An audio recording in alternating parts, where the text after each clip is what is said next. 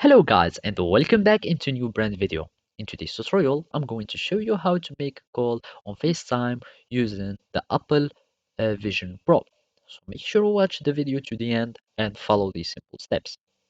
So here, this is an official article of the Apple website, and this is a tutorial on how you make or receive a FaceTime call on the Apple Vision Pro. So basically, this is how it will be visible or how it will show on your Apple Vision Pro while on a call on FaceTime. And those are the steps to start a FaceTime call. So basically, on your home view, you will need just to click on the apps here, or you can just click on the digital crown of your Apple Vision Pro so you can see this home view. Then in this little icon of the people, you will need just to tap on it.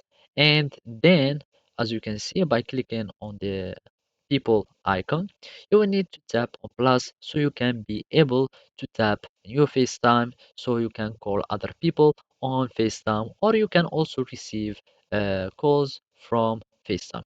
So basically here, when receiving a FaceTime call, you will see this icon at the top of your view. So basically it will be showing on the top of your view here, and you will need just tap on it and select it, and then you will of course just click on join so you can be able to FaceTime other people.